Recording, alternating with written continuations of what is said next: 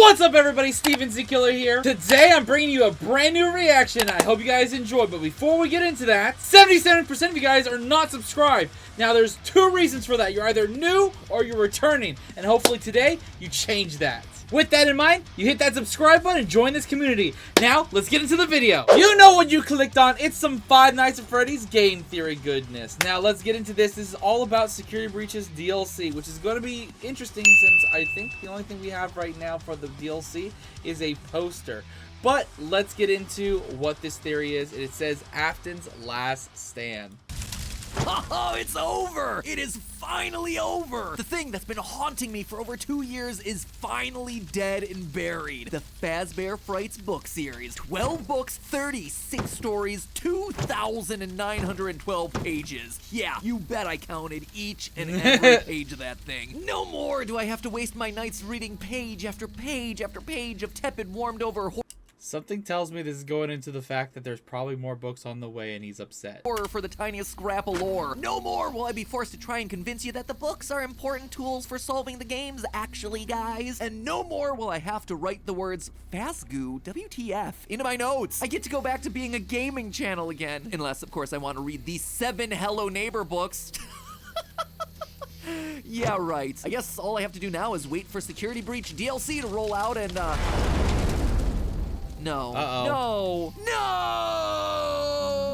Yep, I had a feeling that's where it was Hello, going. Internet. Welcome to Another Game book. Theory, the show that's basically book theory in disguise, because there's now another FNAF book series in existence. Oh, it physically hurts me to say that, but Tales from the Pizzaplex is a thing that apparently exists. The first book came out a month ago, and there are now 3 more due before the end of the year. How? How is it possible to write so many books? Scott, my dude, I appreciate the hustle, but maybe just spend a little less time on your literature empire and a little more time making a game with a cohesive narrative.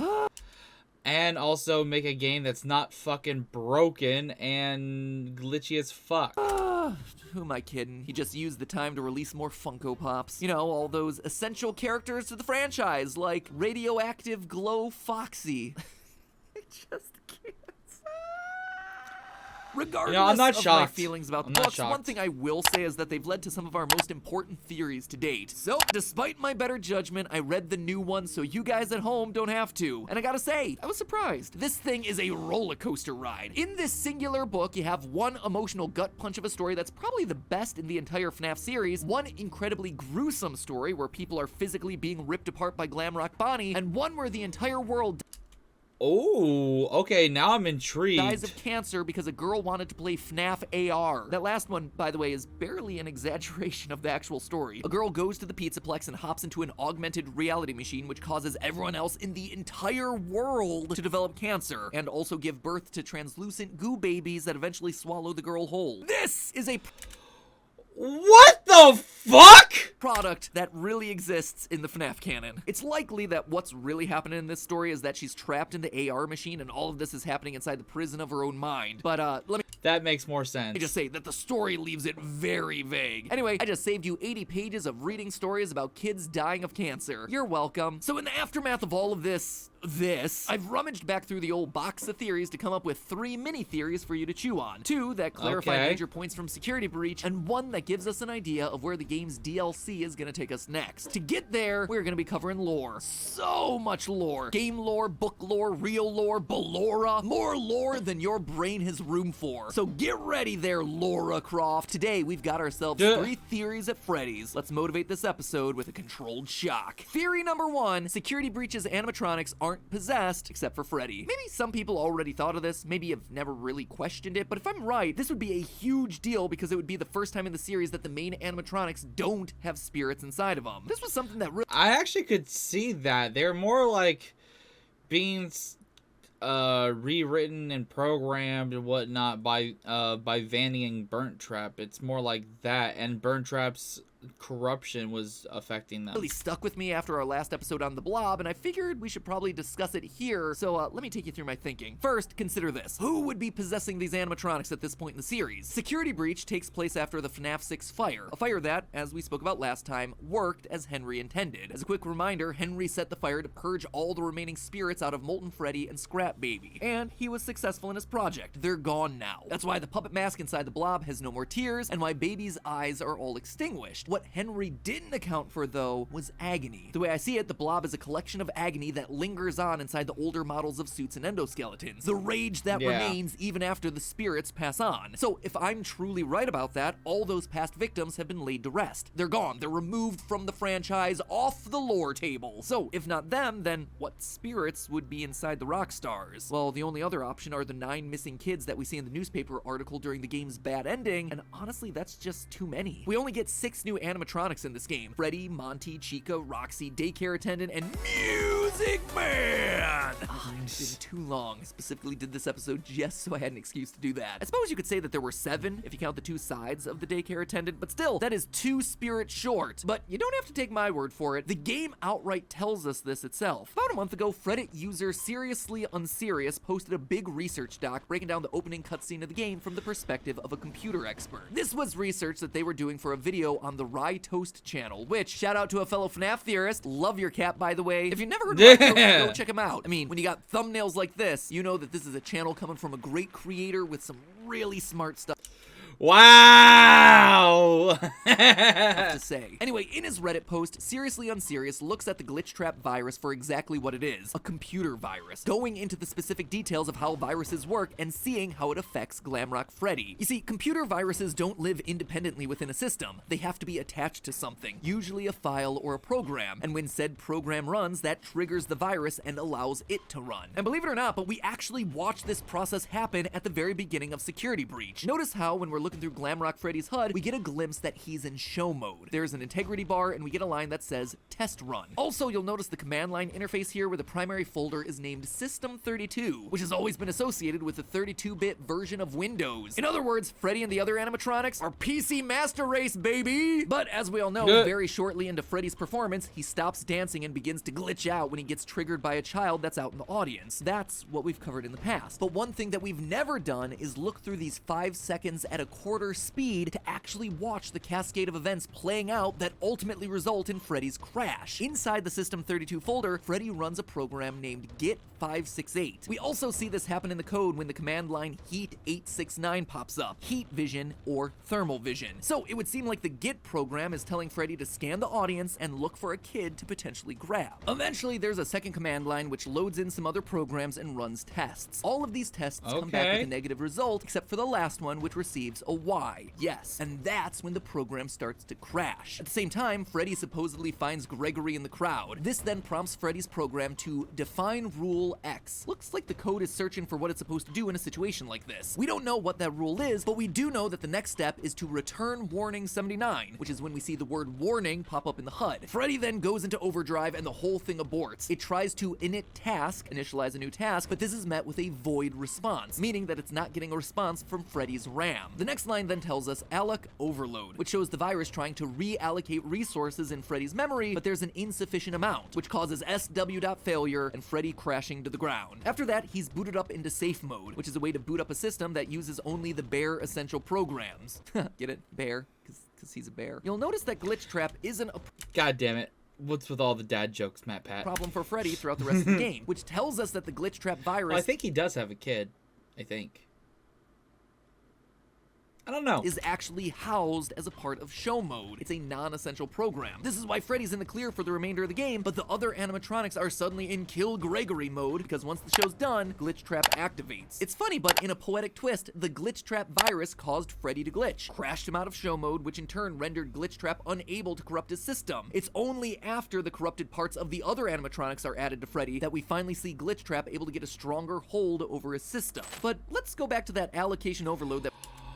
I never thought about that. Okay, so the pieces you give Freddy, ooh, makes it easier. Okay, that's interesting. Prompted Freddy's crash in the first place. Normally, this is caused by a lack of CPU or RAM, but why would it crash inside of Freddy and not any of the other animatronics? What else could be taking up the valuable disk space inside of Freddy? Well, how about the soul of Michael Afton? Why else would Freddy suddenly not have enough resources when all the other animatronics work fine? It's because he has something inside of him that they don't. The spirit of someone else. A spirit that starts to show activity once he sees Gregory out in the audience. And while we're on the subject of dead kids, theory number 2, Gregory. Everyone's favorite robot kid was built using old parts of staff bots. I know the whole Gregory is a robot theory is already a bit controversial, but like it or not, robot kids have been an accepted thing inside this universe since Charlie had 4 versions of herself hidden behind closet doors in the initial novel trilogy. And where there's a robot kid, there also tends to be a box that they can pop out of. Again, case in point, Charlie. And wouldn't you know it, but the new Tales from the Pizzaplex book doubles down on both robot kids and boxes with not just one story, but 2. In the second story, Lally's game, Selena's about to marry the love of her life, Cade. They move into a new house, and while unpacking, Selena sees an old trunk that belongs to Cade, a box that Cade insists is full of memorabilia. Surprise, surprise, it's not memorabilia at all, but rather yet another robot kid, Lally. Yeah, Lally is the robot child that's on the cover of this book, but that visual is actually misleading. Lally does have the childish facial features and is around 3 to 4 feet tall, but he isn't purple. Rather, he's meant to be white with black joints. Anyway, once again, we find ourselves with a robot child that's locked away inside of a box, one that is specifically mentioned to be related to the Pizzaplex. But it's another story, Frailty, where things get real interesting.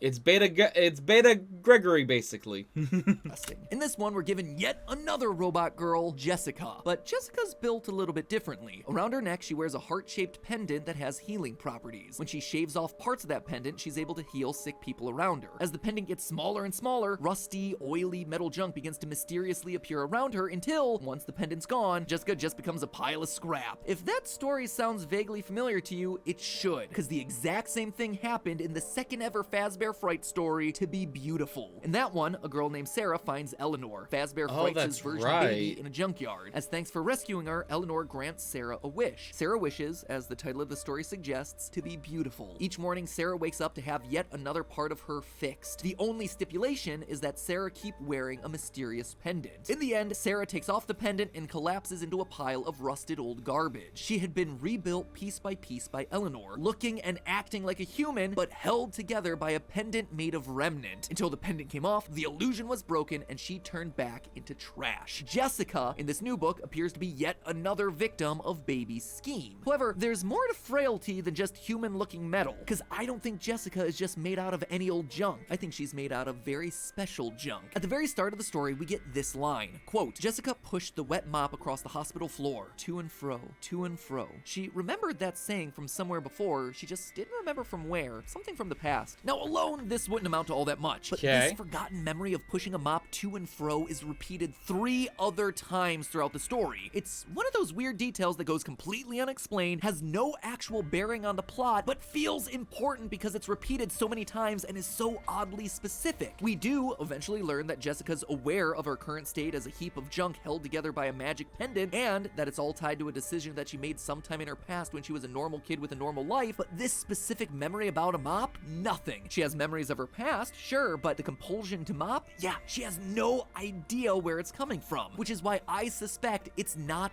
her memory. Instead, I think it's coming from the memory of these guys, the staff bots in Security Breach. We have a number of mopping staff bots throughout the facility, all programmed to move their mops to and fro, just like Jessica. Now, we know that Jessica's made out of junk. I'm not suggesting that she's just a staff bot in disguise or something, but we also know that there's a lot of broken and discarded staff bots underneath the Pizzaplex, and the Pizzaplex is mentioned in the story Frailty. So what if Eleanor uses parts of these broken down staff bots as part of the junk to recreate Jessica, and the memory inside its metal has mixed with Jessica's own memories? Well, it would explain why she remembers the phrase, but not where it comes from. It would also explain a lot about Gregory's robotic origins. Now, that admittedly seems like a stretch, but stick with me. During our initial playthrough of Security Breach, I called out the strange presence of staff bots in 2 major secret rooms. First, staff bots are either mangled or fully dismantled in the secret daycare room. A lot of disassembled staff bots. I mean, this one's been beat up. kind of like torn apart. This is a room that we theorized could probably be Gregory's hideout, considering that we see t-shirts hanging up alongside the walls, kind of like you would a closet, as well as the pictures that label a small child as me also posted on the walls. You know, looking back on this room almost a year later, there's another picture in here, my fun day with a big old birthday cake and me labeled right next to it. Just saying, the connections between this kid and FNAF 4's failed birthday party keeps stacking up. Anyway, lots of weird beat up staff bots exist in here in a way that they don't appear practically anywhere else in the game. The second place that we see beat up staff bots is in the most lore heavy room in the game, the post-it room down in the sewers. At the time, I was focused on messages on the post-its, with the one binary one that translates to "Why is I?" This is what led me down the path of Gregory being a robot, and that the message was his first step into consciousness. But post-its aren't the only thing that are in that room. There are also hundreds of broken staff bot heads that are piled along the walls. Yeah, where the bodies of the heads are all there. Specifically, staff bots. At the time, I proposed that Gregory might have just been experimenting with the parts. It was just kind of a throwaway comment. But now, thanks to Jessica's connection to a mop bot, I feel like maybe the staff bots and Gregory might be more related than I initially thought. He's asking, why is I? Because his actual memories as the crying child are only just beginning to come back, clashing against the programming of the staff bot who was never truly alive in the first place. And it's why there are all these pieces of broken staff bots up in the daycare room. If he needs a repair, he can just use those parts because they're exactly what he's made from. Gregory has been pieced together with the parts of broken staff bots. All we need now to prove it is the heart-shaped pendant that lies underneath his striped shirt, which means it's time we talk about the other child we see in Security Breach. Theory number 3, the Security Breach DLC will be the official end of the Afton saga. I always come back. Nope, not this time, my friend. I feel real confident about this one. How do I know? Well, it all comes back to color. Color has always been hugely important to the franchise. Slightly confusing at times, but important nonetheless. So rather than looking at the poster for hidden eyes up in the corners or trying to figure out why Gregory might be on a computer monitor, I instead wanted to bring your attention to 2 specific color clues that have been given through this poster. First of all, the title. Take a look at that new logo we got. Security Breach Ruin. Security Breach, as you'd expect, is just the main game logo, but Ruin is purple. Well, this franchise is known for its use of bright colors, especially in the neon Pizzaplex. Purple is always reserved for the Aftons. Obviously, both William and Michael are purple. In the Princess Quest ending, both Vanessa and Gregory are purple. Burntrap's room is purple and so are his eyes. Purple is Afton's color. And so, with a purple logo and a room filled with purple lights, I have a feeling that what I predicted at the end of my last... Because to be fair, we saw at the end of Security Breach, the Blob basically grab Burntrap, but we didn't actually see Burntrap dead. So this could be leading towards that. And also Chica, she's still destroyed, so this is taking place well after the game. This theory might come to pass. With Afton being absorbed by the Blob, he's gonna take control of it, and it'll be up to us to put an end to him once and for all. Oh, he's gonna take... Ooh, that would be dangerous. But how? We've used fire 3 times at this point, and it's never once worked, so what else can we do? Well, we can use the girl on the poster. When I first looked at the poster, I knew that there was something fishy about her. This is weird. Why'd you turn black and white? That's too suspicious. You don't color in one part of your asset and then leave the rest of it black and white. First of all, let's take a look at the only color that we have to work with here, the shoes. Those lights are pinky red, same as the pink top of Elizabeth Afton. Well, no, that doesn't look pink. That looks purple. Girl who happens to be close to Gregory's age. The girl in the poster also has pale hair, which would imply that it's blonde rather than brunette. There are definitely some level of physical similarities here. But Elizabeth, just like every other kid in this franchise, is dead. She got herself scooped by babies, so it can't possibly be her, right? Or can it? I suspect that the black and white palette may be just more than hiding her identity, but also informing us to how she's gonna be here in the first place. In media, making something black and white usually implies that it's something from the past, maybe before color television, or just remembering something like Christopher Nolan's Memento. Elizabeth being in black and white while the rest of the image is fully in color suggests that she is, in some way, a memory from the past. Now, I theorized last time that to beat Afton and... Could she be similar to, like, Gregory, since Gregory was the crying kid? That girl could be, embodiment of the girl that got scooped. his agony, you'd have to do what the Stitch Wraith did back in Fazbear Frights. You'd have to go inside his mind, It's very find interesting, the good and it memories would be within the connecting agony, that. and make the good memories stronger, essentially trapping the person within the happy memories to help the agony disappear. So if this is Elizabeth, well, then that's probably why she's in black and white. She's a construct of when she was alive in Afton's memories. In the end, we might not be exploring the real ruins of the Pizzaplex in the DLC, but rather the ruins of Afton's own mind. A jumbled mix of rage and sadness, pizzerias spread across time and space, a life that has fallen to ruin. If I'm right, the DLC could be an exploration of every other key. Also, it's almost been a year since, it'll be a year in a couple months. They better get this DLC out before it's been a full year, I feel like. Point in the time. Is there a release date for the DLC? Comment down below, let me know. Line of these games, as we, the memory of Elizabeth, try to put our father to rest once and for all. And honestly, it makes sense for the narrative at this point. Afton was absorbed by the Blob. The Blob is a collection of anger from all of his past victims. For the first time, the two are truly interacting, fusing together. It's the narrative excuse to bring Killer and Killed together to explore the memories of those moments and finally give everyone peace. Or revenge, one of the two. So there you have it, Steel Wool. I wrote your ending for you. You forced Afton upon us in Security Breach when we all thought he was gone, so you might as well do him some justice and give him the ending he deserves. This is the end of Burn Trap and the Blob, closing the book on the Afton saga for good, allowing for a fresh start in the next project, because it's finally time to give the fans what they really want, an AR game that curses the world into a debilitating illness and turns babies into Fazgoo. You know what? On second thought, maybe we just don't adapt that story for the games. But hey, that's just a theory. 3 game theories. Thanks for watching. All right, well, that was a good one. I enjoyed that. I'm looking forward to more, and honestly, it was a good breakdown. It was a good breakdown of certain aspects of the of course, the books. I'm looking forward to more of the book stuff. It's interesting. He didn't really talk about the story that involved Bonnie killing a bunch of people, which I wanted to hear.